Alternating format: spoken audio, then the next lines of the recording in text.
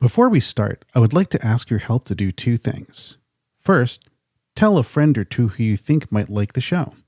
And second, please rate and review the show on Apple Podcasts and Spotify. The more reviews the show gets, the more likely it will even appear in search results. Thank you, and now on to the show.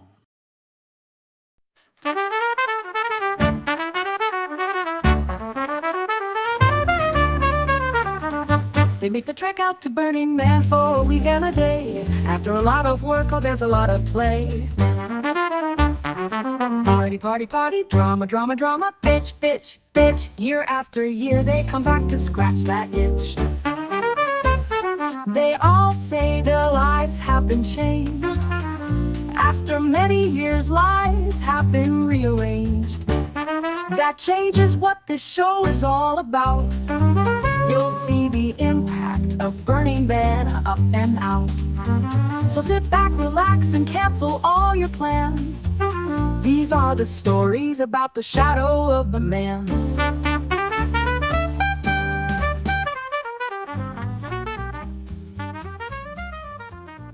Hello, and welcome to the Shadow of the Man Show. I'm your host, Andy. Boy, howdy, it's that Andy. Today, our guest is Tex Burner. So is that how you want to be known as? Tex Allen, I've had forever. Let's just use that. And I can tell you why later. How about that? Okay. Thanks, man. Well, welcome to the show. How you doing? So, Yeah, thank what you. was the Thank first, you. your first Burning Man experience? And when did, what year was Ooh. that? Well, let me ask you this, and I think this counts, but I'm going to count Juplaya and living within one of the founding like community housing places in the Mission, a house with people that was filled with burners. So I'm given all that. I'm going to count Juplaya as my first quote unquote Burning Man experience because Okay. that was that was our entry to the community, at least out in the playa. We had moved to San Francisco quite kind of, not by accident because, I'm sure it was all orchestrated by the universe before, but immediately after moving into a house filled with burners, that was more of a community housing situation. We found ourselves at Juplaya in 2006.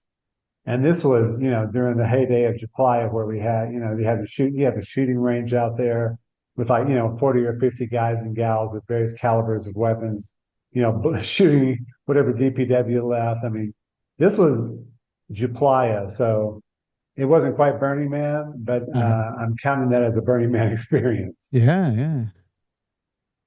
So 2006, July. 2006. Yeah, I never actually made it out to any of those Juplayas. Well, I think they're still going on.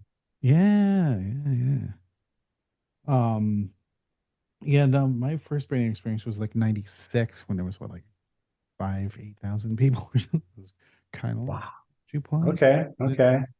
That's the thing. That's the thing. That's what I saw in Wired magazine and other things. Looking in at the culture from afar, even back in '96 and '97, Yeah. was those were the days. Those were the seminal moments. Oh yeah, yeah. But back in '96, from what I've seen in '97, back those days, Juplaya is awfully similar. I mean, you've got 2 or 3 thousand burners spread out across miles and miles of playa with, very, very few rules and no organization. So even though I missed Plan B, I think Plan B was probably the purest burn that's happened in a couple of decades. But the Renegade burn from what 21 was that? 21, yeah, 21, Plan B. I've got the big ticket here somewhere. It's massive. It's like 4 times the size of a regular ticket. It's hilarious. So you were living in So San okay. Francisco, like down in the Mission, and you had some friends who were like, "Oh, let's go out to Juplaya," and that was your first introduction. Yeah. Well, the thing is, we had gone to San Francisco to work ostensibly just for a few weeks, maybe like 5 or 6 weeks. We were in Colorado at the time for over a decade. And we went to San Francisco to work on some tech and work with a guy who was um, kind of a magic wizard, kind of inventor type that you never really knew what he was about, but he had a lot of hands in everything.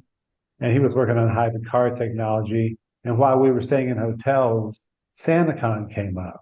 Ah. And we were previously cosplayers of a huge degree for years. We loved dressing up. And we said, well, this sounds like a lot of fun. Let's go check that out because we knew from checking out places like Laughing Squid and Boing Boing what the history of it was. We said, well, fuck yeah, that's for us. Like, sign me up, let's go. And we went out and made some costumes from Chinatown and halfway through SantaCon the next day, and we as everybody had stopped in North Beach at a series of bars, two women came up to us and kind of said, "Hey, we've been watching you guys. You seem like you're our kind of people." And we're like, what? Okay, this sounds like a cult. Tell me more. And we got invited to the after party of the SantaCon, which was this location in the Mission where they were having the after party, and it was a community house, and it was um, hidden in the Mission. You never even know it was there. But when we showed up, the doors opened up to us, the 300 or 400 people in various states of Santa, reindeers, elves, undressed, whatever it was, fire, burlesque, all that going on. And we didn't know what it was, but we knew we wanted more of it because we'd never seen anything like it as the weird kids out of suburbia. And fast forward to a few months later, they actually invited us to live at their place because they had an open house, an open room. And we didn't know at the time that that house was filled with people who literally had created Burning Man in every various department you can think of, and everybody that came through the doors every other weekend for the big parties were Burning Man. So we got magically, synchronistically, incredibly dropped into the fucking center of the community and never looked back. Oh, so that was 2006, huh? 2006. But 2009 was our first burn. And funnily enough, like because we were living in that place for well over a year and having helped them clean up and get ready and get breakdown and get, all the things around Burning Man all the time. For the first 2 or 3 years, we said, F no, we're never going. Like, why would we ever go on to do that? Like, July is enough. That's awesome. We see how you people come back. We see how it tests your relationships, your body, your spirituality. Everything is fucked. Why would I ever want to show up to that? No, thank you. And of course, we changed our minds. And, we only missed two burns between 2009 and 2019. So what But we did a total of six replies as well. what changed your mind? Like What changed our mind? yeah. Well, we actually, because we were in the community for so long and every day was essentially Burning Man around us anyway, I think we got comfortable with the idea. And after a few Japlayas, we knew that we could handle the environment. And we knew that we didn't know anything, even though we thought we knew a lot going in. We knew that it was going to be, what we see versus what we're going to experience would be two different things. And we were honestly scared for a long time because of all the troubles and hardships that people go through. So we finally said, if we're about it and we're in the community and the community's been so beautiful and supporting us, we're growing, like this is a magic time of our lives. What could possibly go wrong? Really it's like what could go right? Let's just try this out. And of course everything was different than we ever thought it would be. The scale, the magnitude, the intensity, you name it. It was so it was so different than what we thought it was going to be like. It got to us immediately and it just changed us. And then, there we were in the shoot every year, just living it every day, getting ready for those 13 or so days on the fly every year. So how did you like where did you camp like your first year in 2009? Because you said you were living in a house that were just filled full of experience. Oh yeah, yeah. We had moved out, had our place, and we camped our first year with Unicorn Ranch, run by Polly Whitaker, Polly Superstar out of the Bay Area. And the Unicorn Ranch was inside of Illumination Village, Illville. So we were village idiots our first year, and what I still believe is the best village out there. When the first real big village full of fire artists and fuckos. I mean, it's it's a great village, and we landed there. We had a $500 janky RV that my wife fixed it beautifully inside, but barely made it to the playa and back, but spent $500 on an RV in Oakland. So Like our first year, we actually made it there in a small, unit. you bought it for 500 or you We rented? bought it for $500. Yeah. I thought that, yeah, it totally. Funny, crazy thing is, like, it was losing oil, but we didn't know it. And when we got on playa, like the very next day, someone said, "Man, it was immediately like a you're doing it wrong situation because we had this puddle of oil underneath the thing and had to climb up under there. And it turns out we'd also like run over something and like ripped a hole in the gas hose. And it was just like our first year is like, can we even get this thing off playa and be good, responsible citizens?" That's hilarious. And No, then came back to Oakland and the place were out of reg and it got towed and we never saw it again. Like the city of Oakland took it and it still had some of the great things from Burning after our first Burning Man. And it's like, oh, someone got those costumes, someone's got that bullhorn. yeah. So it's like $500 disposable RV, not bad. Yeah, I don't think they exist anymore. No, no, no. Nowadays, honestly, I've only ever been like in a tent. I've never had the the luxury of being in an RV. Yeah. Have that dream one of these days. But even if No, we didn't have it afterwards. The ice tents are great, right? The ice tents, like, oh, what a fantastic. We did that 2019 was an ice tent Mhm. inside of a 10 by 20 Costco. And it was paradise. Yeah. Yeah. So 2009, your first BRC. Did you volunteer? Did you get involved with any of the Yeah, organization? come to think of it, thanks for asking. Yeah, the first year out, I did greeters because I was already, an outgoing, gregarious, et cetera guy all the time, performative, generally in public, especially in the community. Then I thought, well, what's the best place for me to volunteer? I need to do something. And I was out there on the front lines in greeters. And yeah, loved it every time. I still have some mad respect for the greeters to be out there in the Mhm. elements, just welcoming people. But yeah, later volunteered at Arctica, helped run the ice line at 6 o'clock, the main igloo. So that's been a lot of fun with the bullhorn and making sure people park their bikes and moving the fuck out of there, Mhm. or whatever. Like you get 400 surly people in the middle of a day waiting for ice. Yeah. So have you been volunteering with the greeters in Arctica like ever since? Or No one did greet once at Arc for a few years, but really once the Why the Nose project started, along with Church of Hugs. I really didn't have time to volunteer anywhere because, Burning Man is an instant canvas for the kind of art I do as a performance artist. So every second I'm awake, there's something ready that I could be doing out with the community, out making experiences, out experiencing things and turning those into art and meeting people and taking photography. And it's like, uh, no, I'm a bad burner. I haven't volunteered nearly. We did so much in the community every day. It was almost like, you know what? I want to do my art out here because 365, we're in the Bay Area supporting Burning Man, etc. I need to just I've got this one little window of time to make this specific kind of magic. That's what I want to do. so what kind of art were you doing out there in the play? So the quick story and then is I the universe gave me something to do after being in the community for a few years in 2000. Well, just before 2000, just before the burn in 2009, we were getting ready for Playa down in the South Bay, San Jose area, going to the big malls, shopping for things we knew we could use. Socks, underwear, t-shirts, costume type things, Mhm. whatever it was. And after a day of that, being in public where everyone's on their phone, looking down, bumping into you, not looking up. We went to the mall in America, so the big one in Milpitas, Mhm. and being surly, I'm putting over $200 worth of clothes, whatever. Hey, how you doing? Nice afternoon. What's going on? Here's what I'm buying, and this basically, get the fuck out of here. Not no one's giving me presents. So on the way home, we stopped at a Starbucks, and on the way in, I just said, you know what? I'm so angry at the world. And I did something. I grabbed a clown nose out of my dashboard.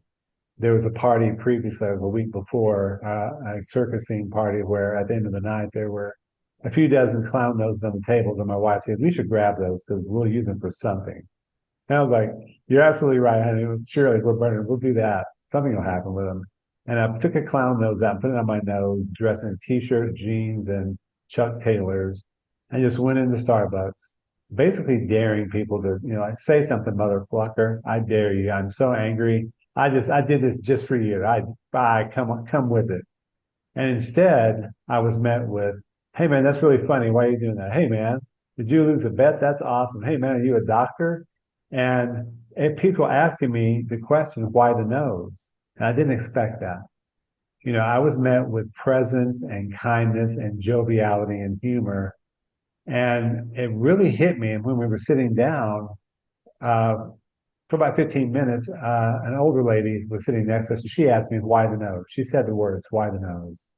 And I told her, and she said, that's really awesome. It really, when I looked over, it made my day. I wish I had a couple of noses because a friend of mine's in the hospital and I'm going to go see her. And right after the coffee shop here. And I said, you hang on, I'll be right back. I ran to the car, I got two noses. And instantly I was gifting, there was presence, there was immediacy, there was radical expression. Everything was just rolled into this one little thing. And when we got home, my wife said, get the domain, why the nose? You're on to something. Fast forward to every day for 7 years, I wore it on my face when I left the house. If you ask me why the nose, if you engage with me, you've got one. We gave out over 50,000 in 7 years. At Burning Man in 7 years, we gave out over 50,000. Famous, there's so many, it's millions of stories, but that was the raison d'etre every day for Burning Man in real life, because suddenly I was thrust into something that nobody had done, that nobody even thought about doing, that of course nobody would even think about doing. They'd say, what are you going to do? I'm going to wear a clown nose every day for 7 years. Okay, that's a great idea. No, but it turned me into a photographer because I would start taking pictures of people who were wearing the nose, and the photos were magic. They were beautiful. They were so full of life and joy and wonder. And I realized pretty quickly that I'm not the guy taking these photos. There's something working through me. And I learned that even more so one day when Will Chase, and I'm sure you know, he's on your list. Will got a hold of me via email, said, call him. And he said that we love what you're doing at headquarters. It's a Burning Man in action. I'm shortening this, but he said that you're doing your thing as an artist. And I said, wearing condos is my thing as an artist. This is what I've been waiting for. He's like, trust me, it's a path to something else, but you're doing your thing. Keep it up. And shortly after that, it's when I got the Burning Man journal post about why the nose. It was in the official documentary as a joke when a friend of mine put a clown nose on the man. He's on the man crew. The man has a clown nose on his face. My wife had a dream before that happened. She woke up one morning and said, I had a vision, a dream that there was a Burning Man in your heart and a clown nose on the man. And I was like, well, that's awesome. That's beautiful. 6 months later, there's the clown nose on the man, and the documentary sparked a Burning Man story. So for 7 years, I've lived that fire every day, every way, always ready, always present in public, always ready to meet someone with the story. And ultimately, they were coming to me and they were the messages. You understand? I'm sure you get this. They were the messages. Every time I put it on, I knew that once or twice or three times, I was going to get a message to download, someone who was a messenger to come and tell me whatever their story was about why they're engaging with me. I have a clown nose on, but it happened 1,000 times. So that's, just the short about how Burning Man opened up and changed that and created a project that went around the world. That got stolen by Red Nose Day in America, who aped my Why the Nose and the Walgreens commercials they were doing. And we took 5,000 noses and ruined their Red Nose Day grand opening in New York, and made videos it was just, so Burning Man opened up so much magic. That's why I've stayed in it so long, because every day, every second, when you're in that vibration, you're open to if you notice, every single possibility is out there. And I still use, the little hand clickers when you count people. Yeah. Okay. I started giving those away after I stopped giving out noses because I started using those to count synchronicities in life every day. Like you may get this when you see 111, 222, whatever your magic number is, or you pull up, you get a parking space, and it's the right parking space, and it's all magic and beautiful, or whatever these things are that just show you that past the veil, which is what Burning Man does for us. I count those on my clicker, and I started giving away at Burning Man, teaching people just to do this because the more you do it, the more presence you have, the more synchronicity happens, the more that's drawn to you. And in 2019, from the start of the event on Sunday at noon to the end of the event a week later, I counted 385 clicks at Burning Man. Hmm. So, Yeah, I think 'cause it's one of those things where people just kind of experience these odd synchronicities. It's kind of cool to actually kind of quantify it, like yeah, I mean, it'd be cool if you had a clicker and afterwards, like, how many clicks do you have today? it really is, because like you can start the day off great and happy and shiny and full of affirmations and singing your songs or whatever you're doing, exercising. And then at 5 o'clock, you get a freaking flat tire on the 280 or wherever your local highway is that's full of people at 5 o'clock, and you're broken down and you're angry and you're cursing at your car and all those things are happening and you can't get a break. And you look down and you have 25 clicks. And it's like, okay, smarty, you can't go up all day. You got to come down at least a little sometimes. This is the balance. Let go. You're already 25 clicks up. This is just one click down. And no joke. I mean, that attitude. I keep a clicker with a carabiner on my Merce every day on my shoulder holster. And so it's always right there. If something happens, like click, yes, thank you. And you say thank you. It's like thank you, thank you, thank you, because you're putting out a vibe, and only if you say thank you, the only vibe that's going to react to that vibe is something you're going to be thankful about. And it's such a simple point of presence. And I would give away more clickers at Burning Man, but I can't get them below $1.50 or $2 a piece. Yeah, that's It's worth every penny. yeah. Well, you got to make each one worth it, I guess. Then. Oh So, yeah, people. Yeah, so go for ahead. clown noses, how many years you said did it for? You said you gave away over 50,000 clown noses at Burning Man. Like over how many years? Yeah, 7 years. Yeah, we had a basket in the middle of center camp cafe with a big art banner talking about the piece, about what I'm doing, people pictures with noses, and a big digital display screen. This is a long time ago when they were expensive. Running my videos and photos 24/7, and then below all of that was a red IKEA laundry hamper that was transparent, mesh. And inside, I would load 500 or 1,000 noses a day, first thing in the morning. Like at 6 o'clock, I'd be up anyway. So I just bike over to center camp with all these noses, load up the basket, and then and I had a notepad, a big chunky notepad where people could leave their messages and emails. And every day I would check it again by like maybe noon or 1 o'clock, and they'd all be gone.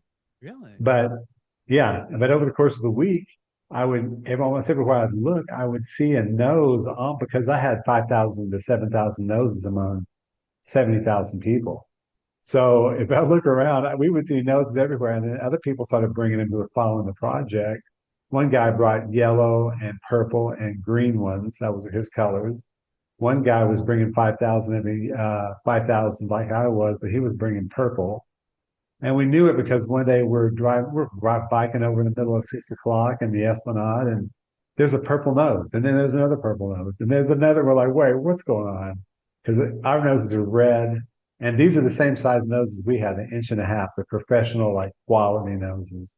Mm. And the guy said, oh yeah, there's this guy with purple hair, and he's giving out noses, and he wears one every day. And he says, the artist that does this, and he gave us noses. I'm like, okay. It took me 4 years later to meet that guy. And then somebody else turns out he was from the Bay and he had his own three colors, and that was his way to contribute. He was doing the same thing. So it's interesting how, like art, some people's art inspires other people, like it inspired me. And then you just know that someone's out there doing it exponentially and they're giving away. So we gave out well more than 50,000 noses, I think, in 7 years on the playa. And the stories, they would come back all the time about people wearing it and it's just changing everything when they just decided to try it out for a day and just go out and just be brave and put one on in public and see what happened, what transpired. Well, how would you collect those stories? Was it just this like People emailed me every day. I would wake up for those 7 years and I'd have, in the course of a day, 5 or 6 emails a day from all over the world. People, if you emailed me, I would send you notes anywhere in the world. One guy from the Philippines asked, I was like, wow, this is interesting. He wants like 10 noses in the Philippines. I was like, sure, no problem.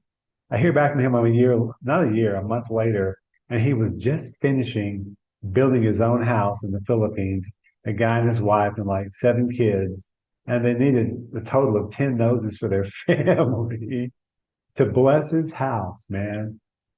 He huh, wanted to bless it. Hey, he found me on like Facebook, YouTube.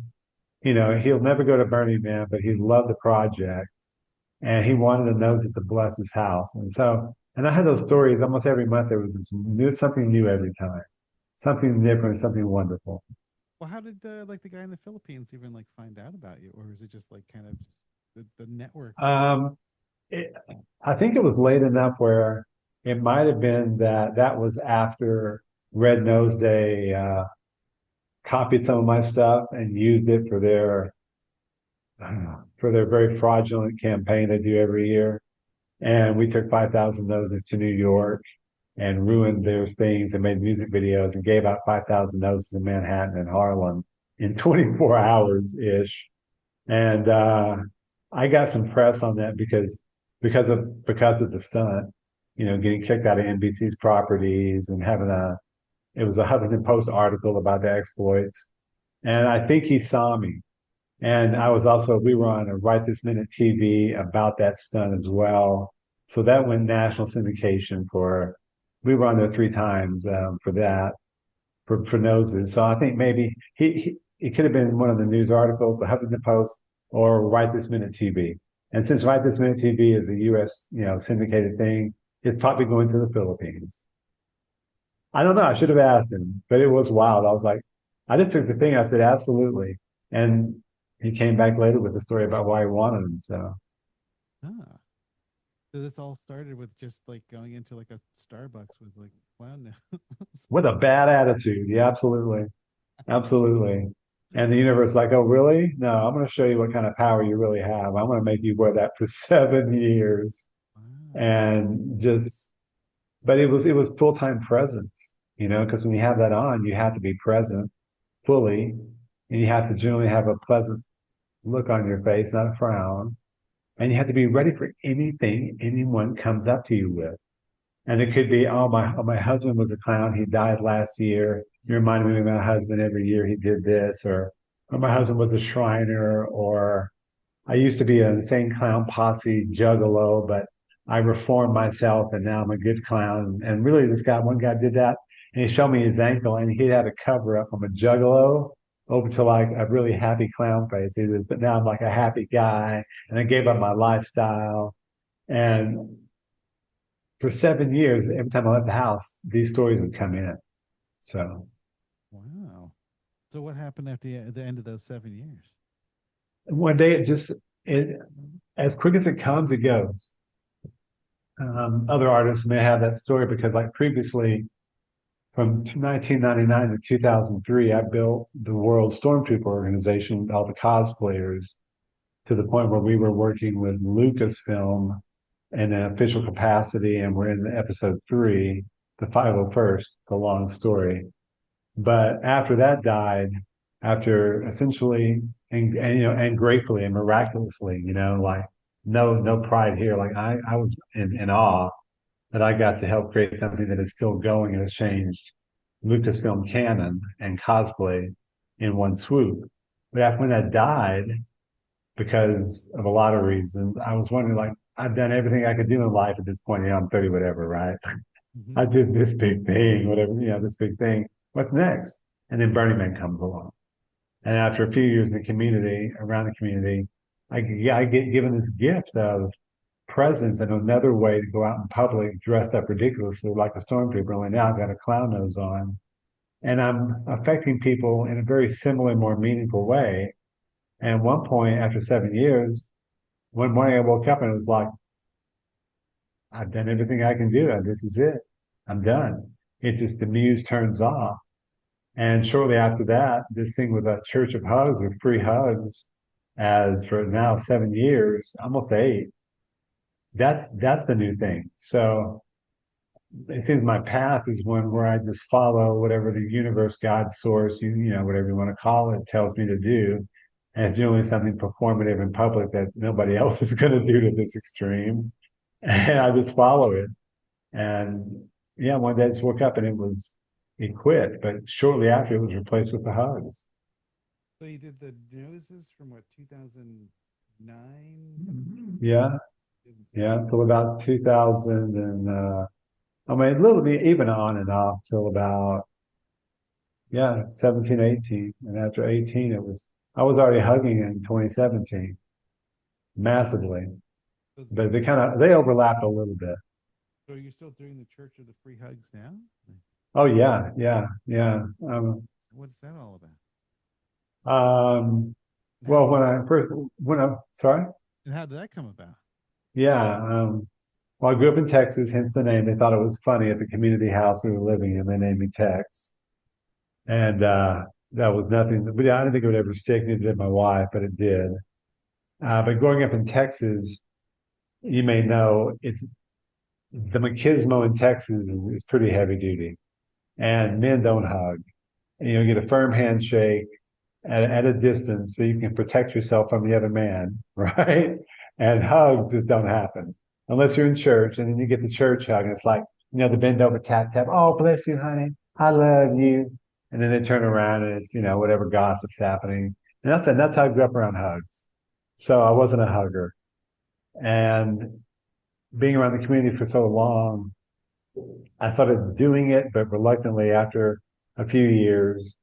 But fast forward to about 2000, this is 7 years ago, so 2017 or so, 2016 actually, a friend died in a motorcycle accident overnight.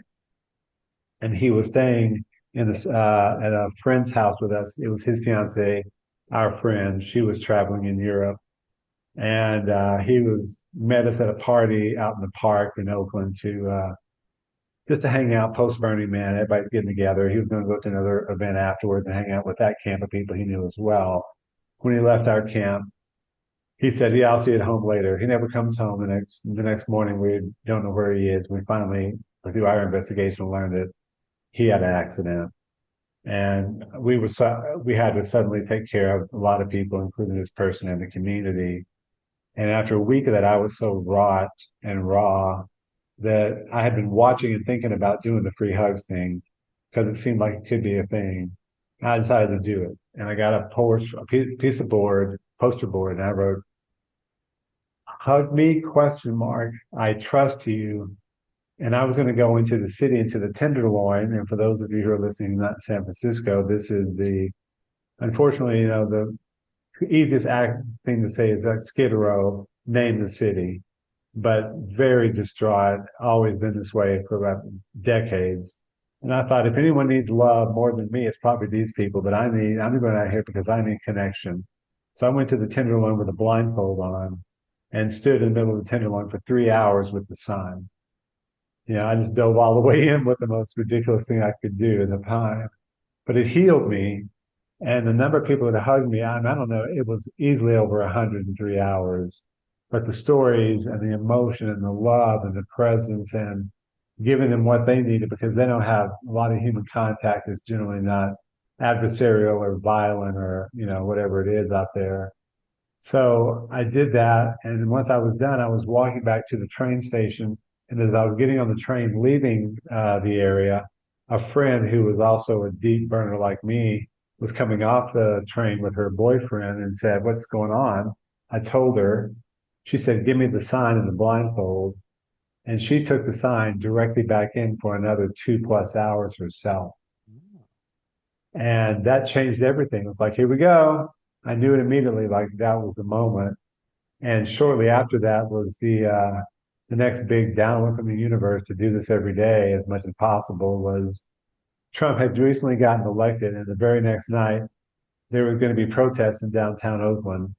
And I convinced a friend of mine to go with me with two signs that's free hugs in the middle of 25,000 pissed off people. And really pissed off.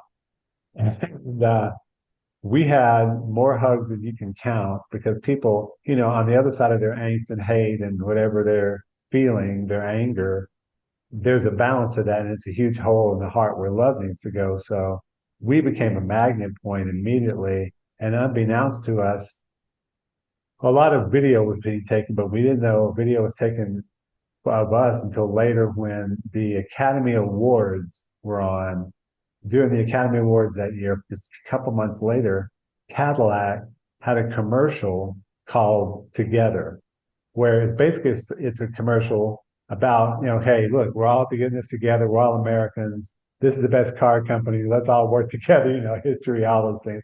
But it's a beautiful commercial. They've never done a political commercial in the history of their brand. Ad Age and 25 other news outlets covered this 2 minutes worth of love fest about taking care of each other. And the first 20 seconds, they show black and white protests, horses, cops, people, firebombing, smoke, saying, this is what they want you to believe, but here's who we really are. And when they make that statement, but here's what it's really like, the color comes around like the Wizard of Oz. Everything goes to color from black and white. And the first thing you see is one of our hands up with our free hug signs in the middle of the Oscars. And I look up at that moment. Wow. And I was like, oh, you got me. This is a good one. Like, really? In the Oscars? And we're the turning point of this commercial that's talking about being together from Cadillac? And the next day, I got thousands of emails about that and people messages like, man, did you plan that? How'd you do that? I said, we're just doing our thing. We're following the muse. We're following the universe. We're doing the love thing. And yeah, so and it's just been weird thing and beautiful thing and one after another with the hugging thing. And so, yeah, the noses got taken over and, they get replaced by something even more meaningful. Oh, so how many people are involved with your Church of Free Hugs? You never know. I mean, I've sent out dozens and dozens of signs around the country, but it's really mainly it's just me unless I ask other people to participate. I'm living currently in Mexico and the in San Miguel de Allende, which the brand of this city is the heart of Mexico. It's got a flaming heart as its logo. And I stand in front of the main church in the middle, which is the center. Hang on.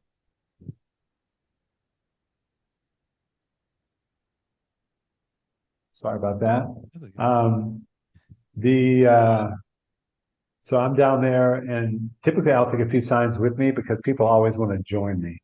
Okay. If I'm out there for an hour on a Sunday in the afternoon, and usually I'll do well more than 100+ hugs in that time because it's a very loving. It's a very loving culture here, so they're all about the hugs. But some days I've had as many as 7 people join me and use up every extra sign I've got. Like no joke. Really? So you never know.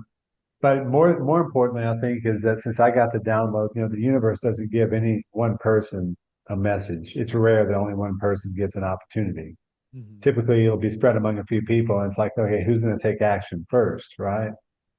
And since I've been hugging, I've had a search on Google's news about hugs, free hugs, and there has been an exponential uptick the last few years of news stories and people out doing it for their various reasons.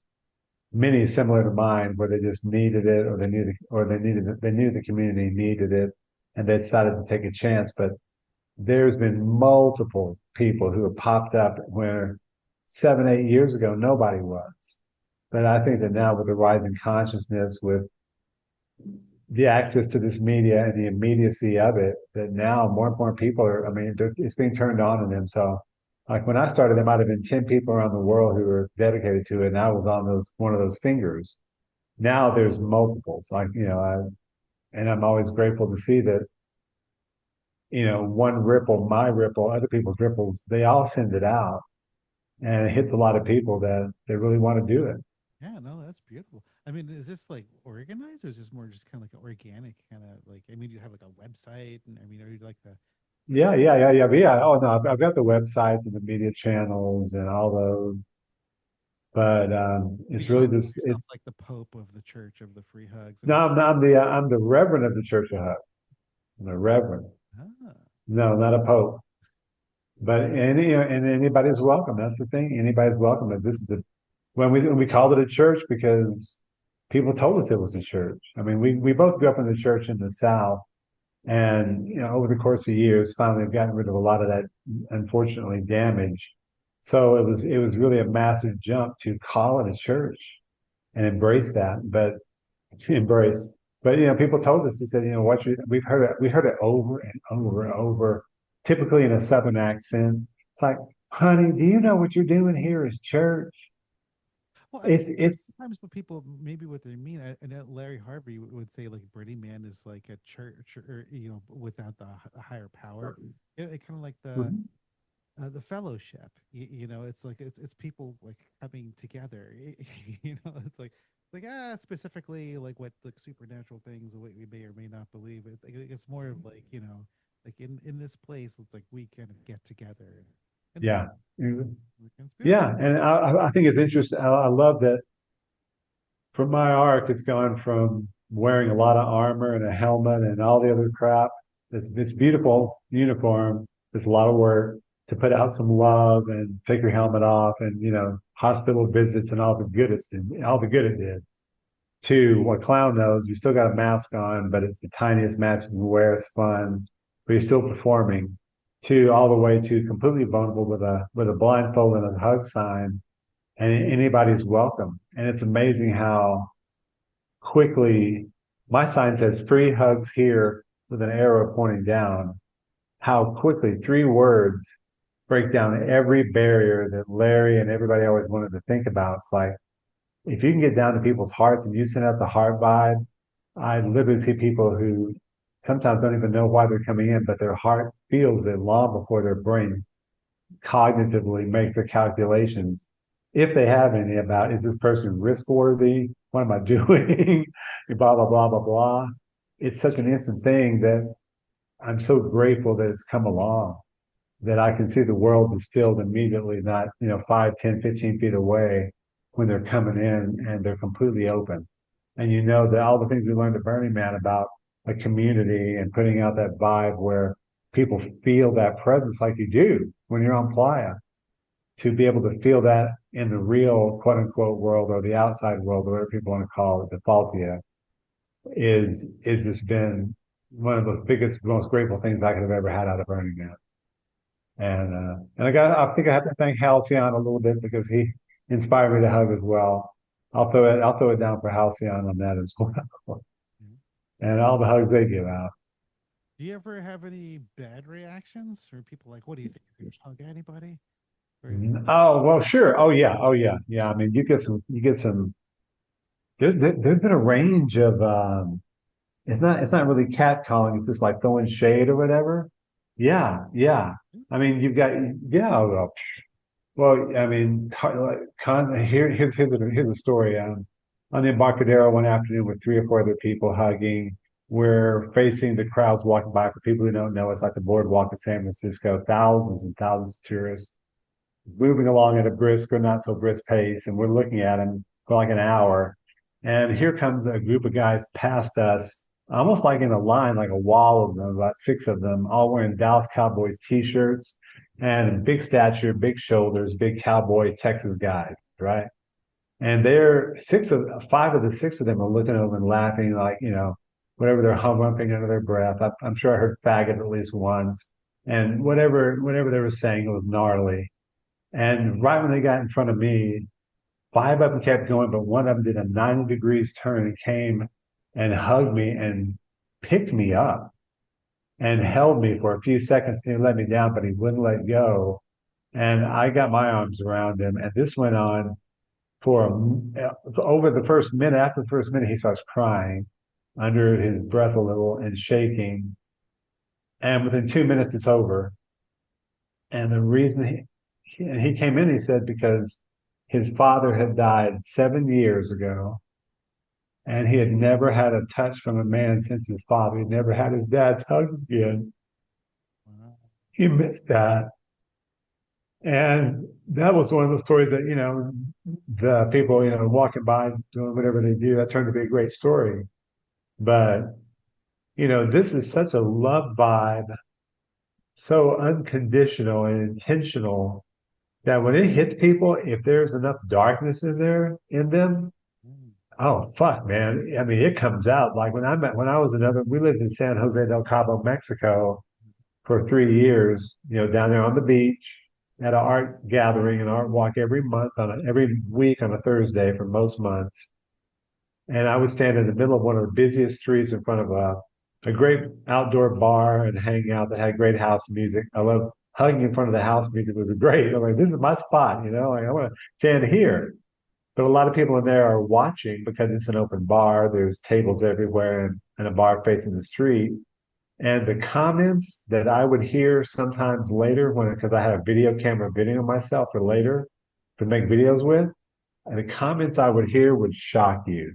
And sometimes my wife would watch and she literally heard people, like a group of guys going, he's thinking this, thinking it was a hook, that I was out there trying to feel up women, that whatever my thing was as a predator, and this motherfucker that, and I can't believe this dude, and wow, check, and she had to call them down one time. And that's not something you want her to do because I've seen her do it to people on Ply. It's not pretty. And yeah, it happens because there's just so much in them that needs to get out. They need a release for it. And something gets them, but they just feel comfortable letting it go. Wow, that's incredible. But it's just physics, and it's never happened in Mexico. I'll tell you, it's never happened anywhere here where I am now. Really? Not for the last year. Never. No, this is Hug Central. That's incredible. Yeah. Yeah, I mean, I bet there's probably like a lot of people out there. Like you're saying, like they don't even know that it's something that they need, and then just kind of happen across. It's like, sure, I'll try it out. Yeah, yeah, yeah. And it's easy to spread, and you can do it whenever you feel like it. And there's always an audience. That's the thing. I mean, It's actually like out on the playa too, or oh yeah, yeah. Did it many times, did it forever but did it for years on the playa, I would say from 2016, 17, 19. But 2017 was Radical Ritual. You remember this thing? I wasn't there that year, but yeah. Okay, yeah, Radical Ritual. And we were having lunch with some friends at their house, getting ready before Burning Man, like a few months before, chatting about it, and the theory and the subject of radical ritual came up, and somebody said about how do we radicalize free hugs? I mean, they're pretty radical already. But what can we do to radicalize them as a ritual? And I think one of the other guy there said, well, or I might have even said this. I got to remember it right. I said, well, we could do it for a day. We could do it for 24 hours, no sleep. We just hug people, be in one place. And one of them said, well, it's 24 hours. There's no way you can be still for 24 hours at Burning Man.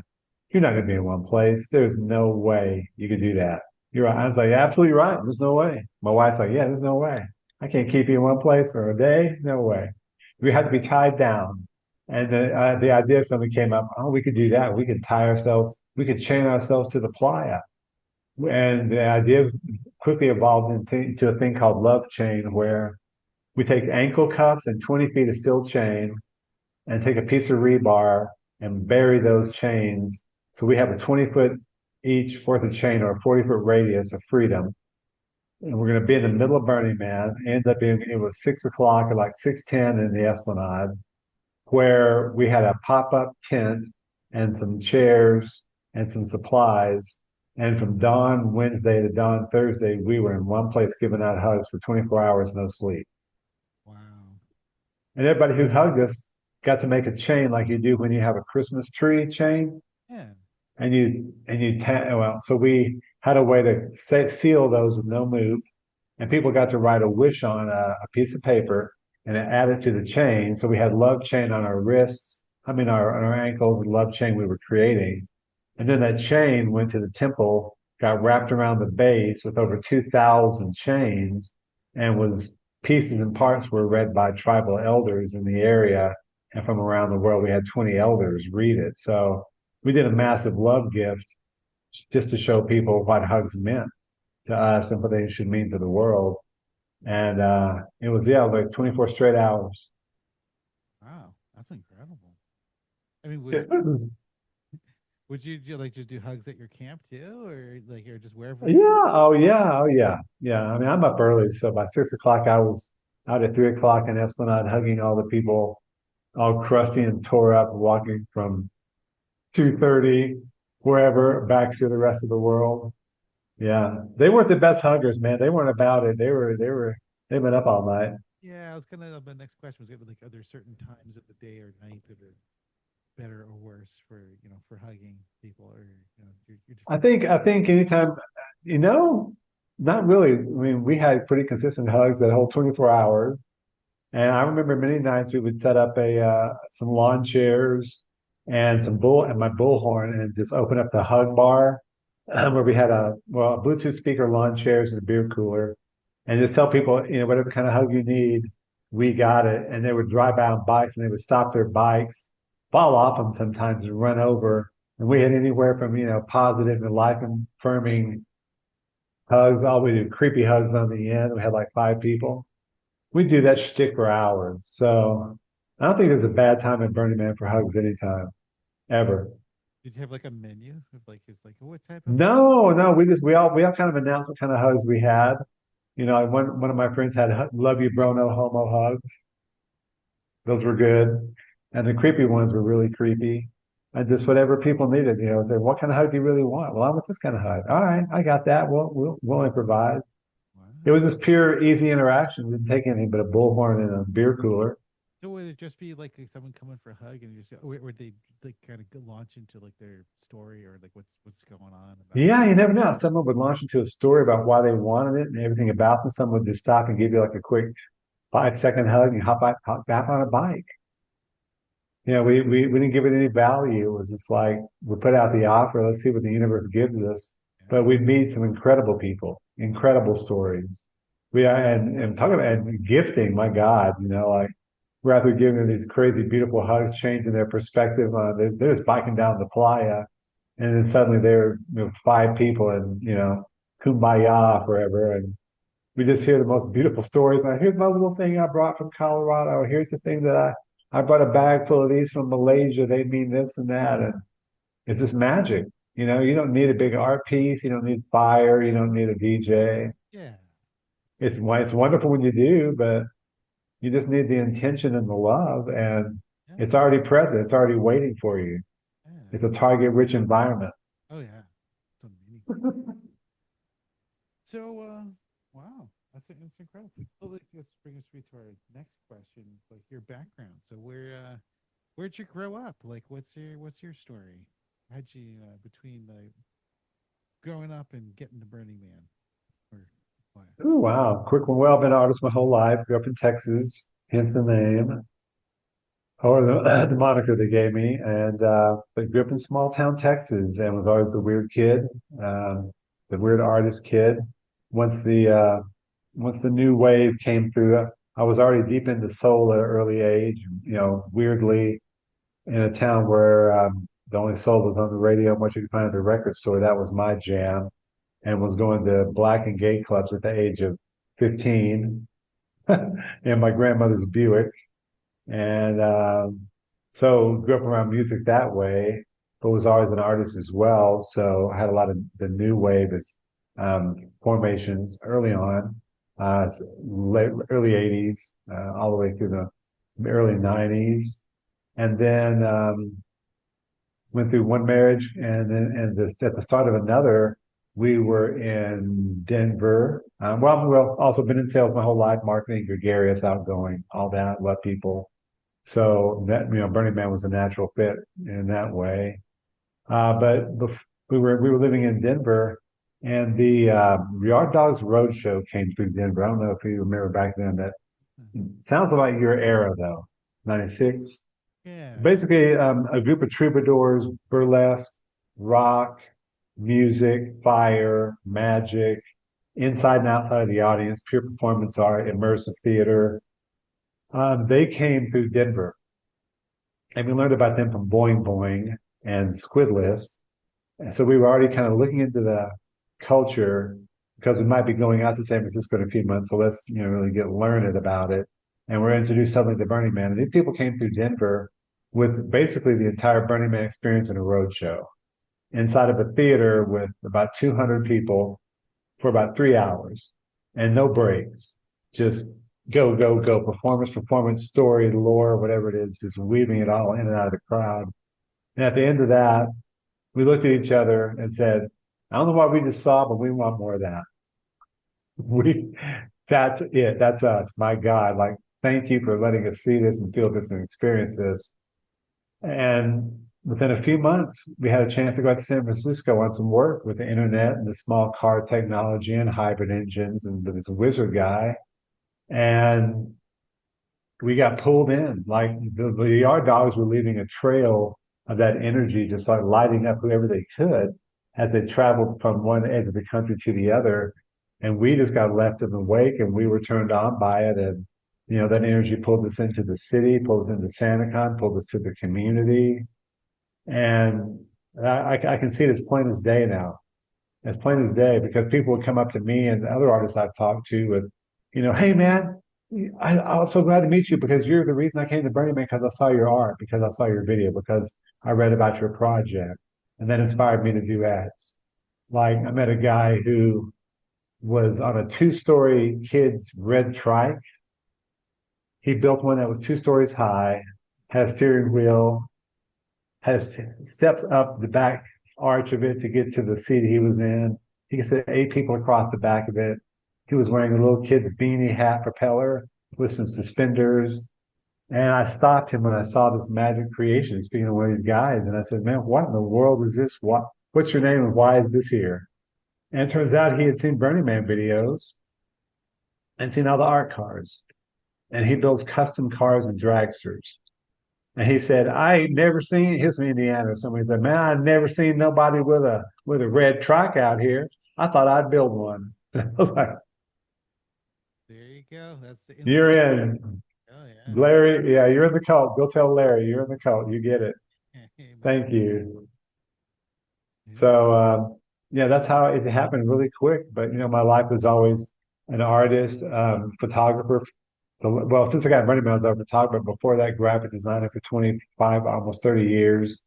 Been on the internet since 1200 or slower modems. And, way back when Apple was still a one-piece unit and it was black and white and designer back then. And so everything that I built up to over 30, 40 years of life this became encapsulated into the Burning Man. And I was in the cosplay, performative things. Yeah. So how did you get into the whole stormtrooper thing? Like, what was? Really weird.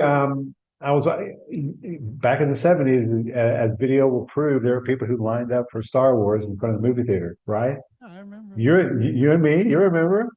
Yeah. And we'd be out there for what, 1, 2, 3 days a week with a tent and a D&D book and some dice, and your mom would pack you some lunch, and you had some Cokes and some lawn chairs and a shitty little pillow along with a sleeping bag.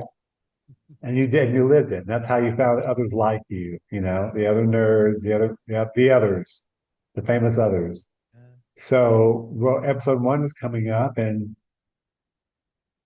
terribly, ultimately, episode 1 came out, was coming up, and everybody was waiting for it, including me. And I said, well, I'm just going to be in front of a theater again. Let's do this again. I'm old enough. I can get time off of work. I can work remotely with a phone a little bit. Let's do this. And I said, but if I'm going to do this, I want to do it right. So I said, I want a stormtrooper suit. I know they exist. I've seen pictures, dang it. I know they're somewhere. And after a few months of searching, I found a guy who trusted to sell me one who built them in his garage in LA, the supplier. And I wore it for a week in a tent with a cot and wore it in front of the theater for a week and did TV. It turns out TV came by, did TV interviews, newspaper, radio, everyday radio quizzes, and worked with the stormtrooper with the listeners asking Star Wars trivia and other geeky crap. Worked with Pizza Hut and others to feed the crowd so they could get publicity, and had ultimately had about 800 to 1,000 people in line behind me, and I was like the ringleader in the stormtrooper suit. And and I was just wore it all summer, every chance I got. Farmers markets, events, whatever it was. And I joined a group of guys who had the same suit. It was a listserv. It was like 52 other people that had the suit who would text back and forth, email back and forth once a month on a list. And would come through with all the news and updates and stories. And within a few months, the guy who started that asked me to take it over because I was doing something nobody else was doing. I was living it every day. I was living in it.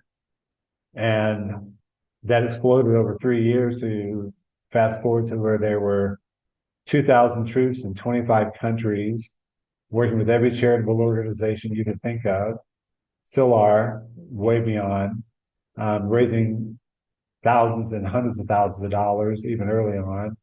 And it kind of culminated to Comic Con 2002, I think, or three, where we had been skirting Lucas film with IP violations for 3 years. Suits, right? Everything. Moving, even the manufacturers are moving their operations around and trying to hide away from the C&Ds. And one guy got sued to the tune of millions of dollars. So I was for selling suits for unauthorized replicas of Lucasfilm's intellectual property. And that all changed after Disney. But I was having lunch at the Hilton before the Comic Con started on Thursday on the second floor of the Hilton in the cafe with Peter Mayhew, Chewbacca, Jeremy Bullock, Boba Fett, Richard LaFromage, Admiral Mahdi, who gets the Force choke in the conference room, and we're having lunch, and two troopers come up the escalator and say, "Hey, Commander, Steve Sansweet is downstairs waiting to talk to you with the editor of the Star Wars Insider magazine." I'm like, "Oh, I'm fucked now. This is great. He caught us here with 200 plus troopers. This is great. We're going to come and make their move while we're all here. I'll be back. Maybe I'll be back." I mean, I was literally crestfallen, scared to death. But I get downstairs and he's like, "We've been watching you." I'm shorthanded. "You've been watching you." "Yes, sir, I know. You're doing a great job. Thank you, sir. And we want you to work with us as the official troops for Lucasfilm." "Thank you, sir. And we want to do an interview." "That's great." And he said, "I have a surprise for you in a couple of years. You've done a really good job. I got a surprise. You'll know it when you see it." And fast forward to 2 or 3 years later, episode 3 is coming out with Anakin changing into Vader, that whole transition. And who did Anakin have to go kill at the end of all of after all the other judges being killed? He had to go to the temple. Think forward now to Burning Man, the parallels here. He has to go to the temple and kill all the children. A little bit. Be the only, a little bit dark for this. Than the Burning Man temple, but yeah. Exactly, but yeah. But he has to go to the temple and do this thing, and he has to have backup because one guy with a lightsaber can't do it all by himself. So he executes Order 66, Emperor Palpatine, Order 66, where they go and they activates all the troops and they call in the 501st Vader's Fist to assist Anakin. On camera, in canon, on the Wikipedia, everything, and that was the gift. So what I end to an arc with that? It's like, great. We helped create Vader and we killed all the kids on film. That's awesome. I got that going for me. I got that. And then so Burning Man was just the bigger, weirder scale of all that. So that's how that happened. And then, but when it was over, it was over. It was just Lucas wanted us to keep our helmets on in public was one of my issues. It's like if you're working with me, you got to be canon. You can't have like, Q Burning Man parallels. All the swag we created for our pauldrons with patches and like Boy Scout things. Like, look at all I did for the Empire. Yeehaw! Hospital visits. All the charity work we're doing. It's like you can't have that. It has to be canon, plain. And I'm like, I can't live with that. We built this helmets off, loving people, hugging, coming in, working with the community. I'm not keeping my helmet on. So for official engagements, you had to have your helmet on. And I was like, well, I've already overachieved. I can stop wearing plastic every week. That's cool. Yeah. You ever think about Yeah. finding your two loves? Bringing the stormtroopers to Burning Man. No, they do. The troopers only went to Burning Man. Really? Yeah, you look up Stormtrooper Burning Man, and maybe filter out AI. I tell you, they've been doing it, and God bless them. Yeah, there's been a number of times. I've even seen troops out there. I've seen a couple of guys in full on sand trooper gear, Really? and with a dive skin under it and all that plastic and about 20 pounds of no way. Wow, that must be That's just asking for it. Yeah, you're asking for it. You're asking for khaki and a med crew to come out. wow. But yeah, it's good for them. Cosplay is one of those things like Burning Man. No matter how weird you are, there's 50,000 people just as weird as you, and they've all got a costume. Oh yeah. So yeah, I guess this brings us to my last question. So what has been the impact or influence of Burning Man on you? It's just it transformed everything. Over time, it really did. I was famously tell people that I was a 225-pound overweight ex nightclub promoter with a failed marriage, and luckily found the right woman on the second one. But that when it got me, it came at the right time when I was losing. I'd lost everything. I had to restart, and it was this big palette, this canvas of opportunity that is still limitless. But even to me at that point, it was just unfathomable how big that was. And coming back, speaking of the 225 pounds, coming back from Burning Man one, our first trip, we went to do raw diet for about months afterwards. When we got home, just like, let's go raw. All those hippies, let's just go raw. Dang it, let's try that out too. And I got down to where my current weight, and I've been this weight for since then, 290 pounds, like right out of high school. It was weird. It's like the vibe in me, because the vibe got right in some ways, in a lot of ways, the body reacts. I went from a 36 waist to a 32, 33 every day. And I have to fight to gain weight. So there's this like I got tuned in physically. I got tuned in from all the teachings. I mean, sure, there's lots of woo-woo esoteric bullshit, DJ, techno, trance, whatever you want to. That whole crowd, that's awesome. Whoa, whoa, whoa. But everything I learned was all spurned because of that transformation in the community as a whole, being in that consciousness, or a lot of people being in that consciousness. I wouldn't have started my studies with, early on with Alan Watts and listening to that, or, whatever they are, or Greg Braden, and all the teachers, the ancient ones and the new ones. I If it were for Burning Man, that wouldn't have sparked in me. And certain other parts of the community that have changed me spiritually, it's all because they were there concentrating in that little one magic bubble, that arc of the halcyon days of San Francisco, the arc of community and culture and everything, and makers and fire artists and everything in just one little. I mean, I got pulled there, and only now, all this time later, can I see the reason. So, I count it as it has to be. It's seminal. It's influential. It's perfect. It had to be. And I count myself grateful every day that I got the experience to be transformed in that way.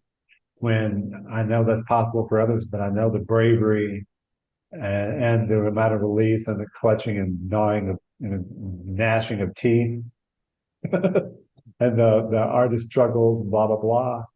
But it's so worth it. So yeah, yay, Burning Man. So where do you go from here? I don't know, man. That's just it. all I could do is have a vision, and I've been doing a lot of art recently in digital art, and that's I can see from the reactions I've had from that locally that that's definitely a path, and I need to explore it and lean into it. So that means giving up Burning Man, and this, like this, I've realized recently in the last week, like not realistically because nothing. I know I want to be realistic, but unrealistically, like I'm done. I had an arc, from '06 to 20, I mean, to now. I mean, 2021 when Burning Man got canceled, 2020 when it got canceled, Danger Ranger co-hosted Canceled Man with me as an event on Facebook. I mean, I got Danger Ranger. He said, "Yeah, I'll do that." I mean, that's one of many arcs. And like, if they, what else can I possibly do at Burning Man at this point? Nothing but get in the way. I mean, let it transform and let it evolve and do what it's going to do. So I've decided that, I don't know. I'm letting go of Burning Man.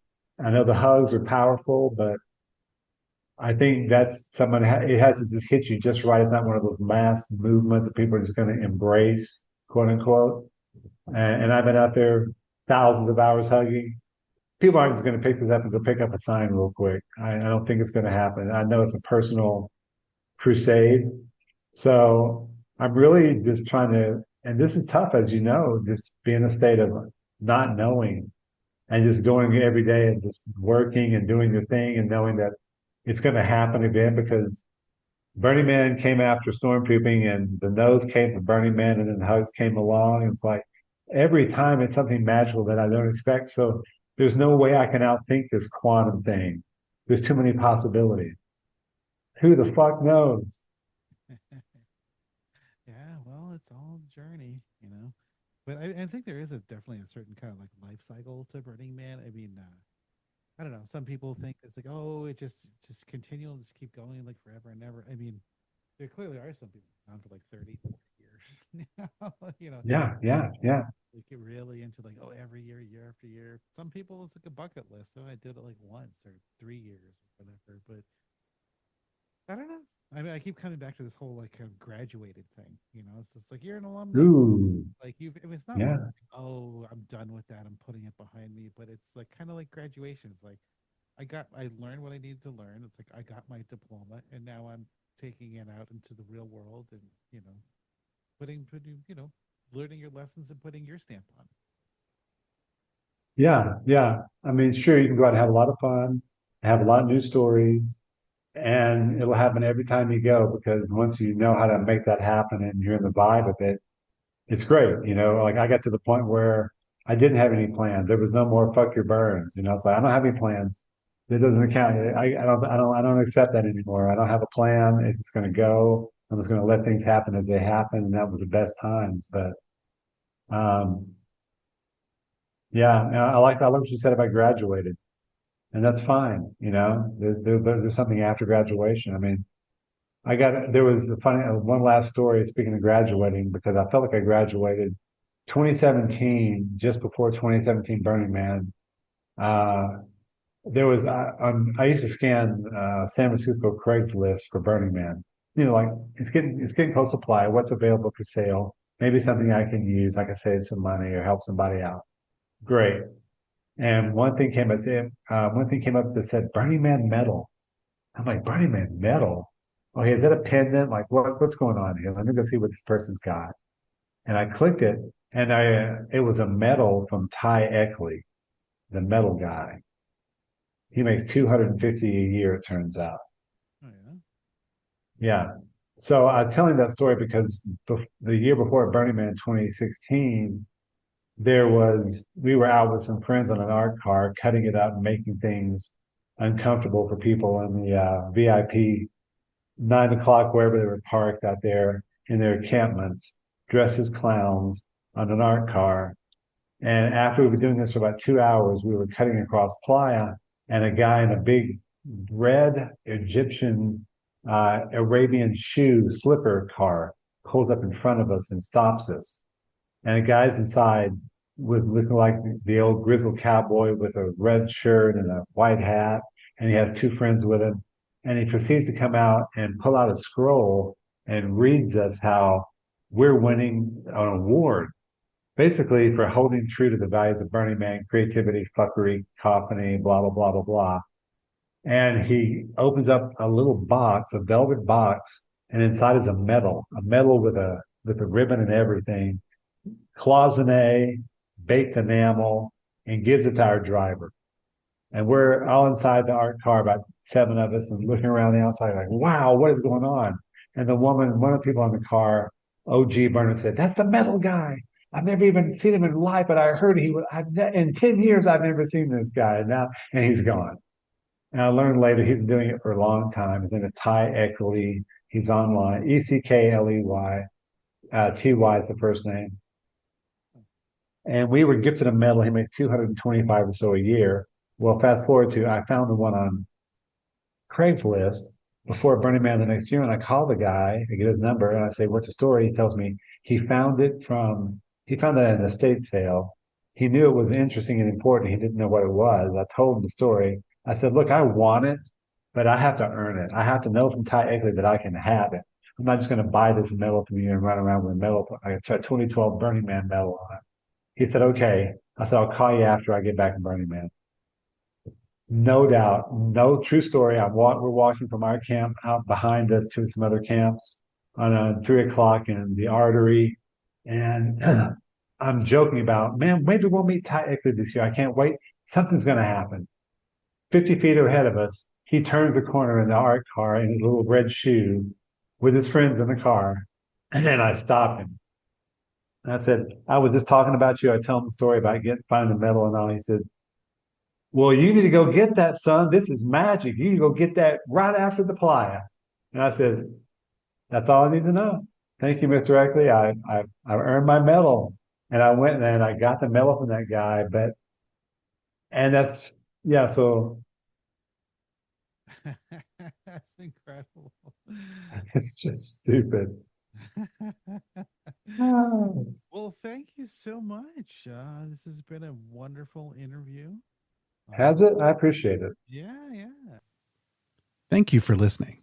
If you enjoyed this show, please subscribe, rate, and review it on Apple Podcasts, Spotify, or wherever you listen. The more reviews the show has, the more likely it will even appear in search results. Also, please tell a friend and share this show with anyone that you think might like it. Word of mouth reaches quite far, especially in the Burning Man community. If you would like to contact us, please send an email to shadowofthemanpodcast@gmail.com. You can also follow Shadow of the Man on social media at Facebook, Instagram, Blue Sky, X, and YouTube. The links for all of these are available at shadowoftheman.com. Feel free to use any of these social media accounts to provide any feedback you might have. Your thoughts on the show are greatly appreciated. Thank you, and see you soon for a new episode of The Shadow of the Man. Thank you for listening to this latest show. We have to make another one, so gotta go.